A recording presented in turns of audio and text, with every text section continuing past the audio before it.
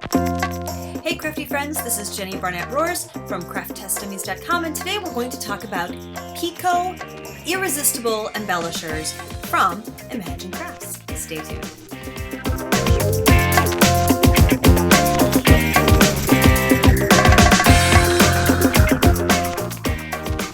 So let's take a look at the Irresistible Pico Embellishers from Imagine Crafts.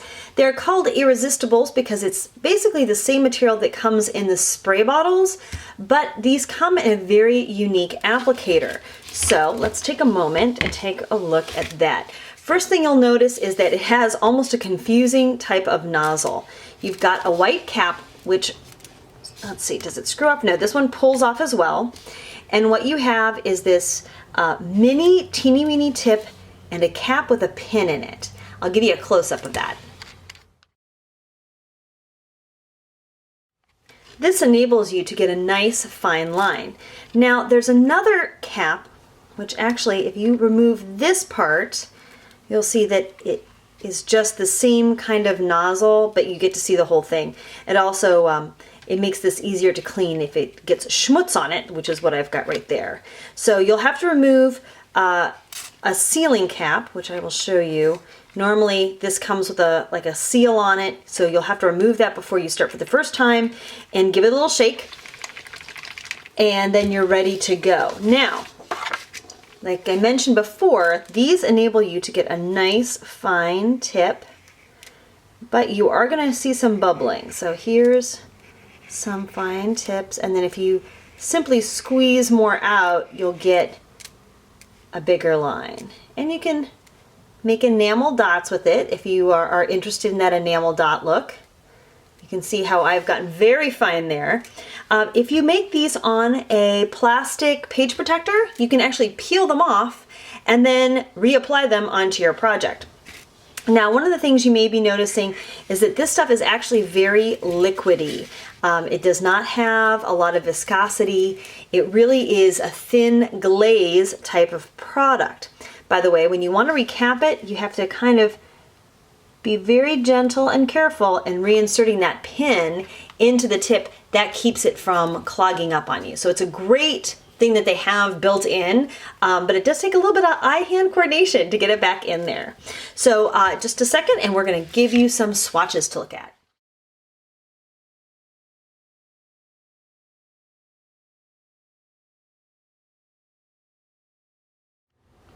So here are some things that I did to play with the material.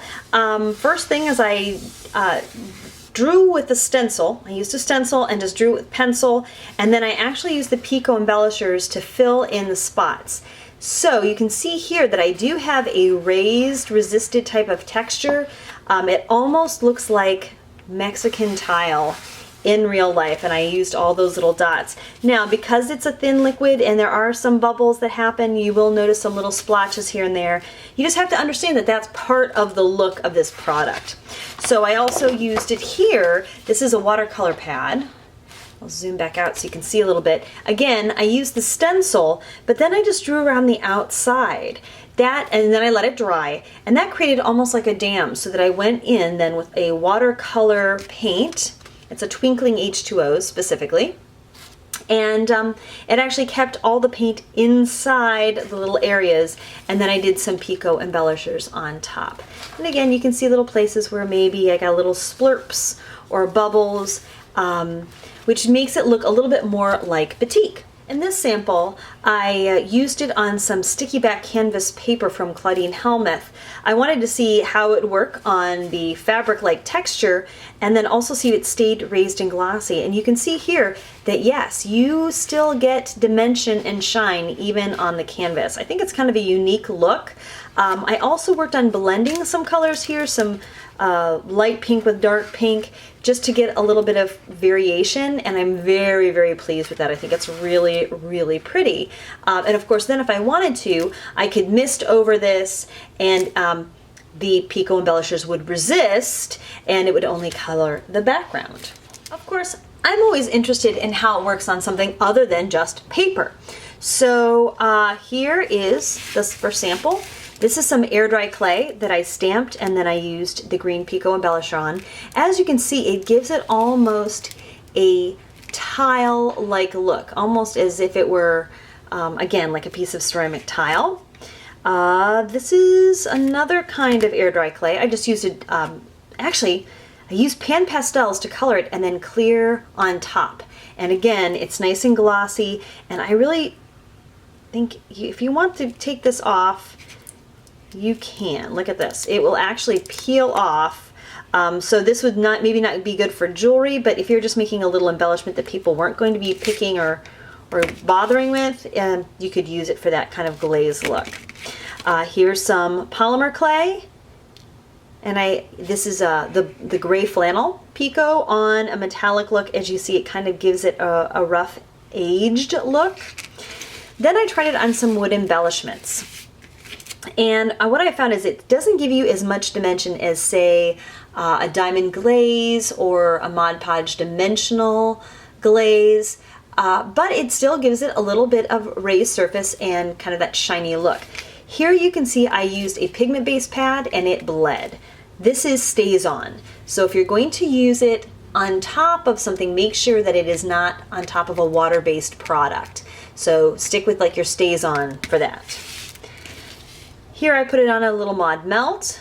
I love how it kind of settles into the texture and gives it that happy glazy look. This is a little chipboard piece, little button. It's this color, brown, and now it's red, which I like. And on a metal embellishment, and again, I think if I just, it'll scrape right off with my fingernail. Yeah, so this is, because this is basically like a thin plastic, not for things that are going to take a lot of wear and tear. You can put it on a metal embellishment, but just be aware that, yes, it will peel and pop right off. So these are just things that fall under the category of the more you know. If you have any comments or questions about these Pico Embellishers, I hope that you'll take a moment and leave us a comment or a question down below, and we'll be happy to get back to you and try and answer that for you. Thank you so much for watching. If you found this informative or educational, please give it a thumbs up, and we would love it if you subscribe to our channel. We send crafty goodness multiple times a week, tutorials, reviews, and other behind-the-scenes videos. So please take a moment and subscribe, and we will see you on the interwebs. Have a crafty day.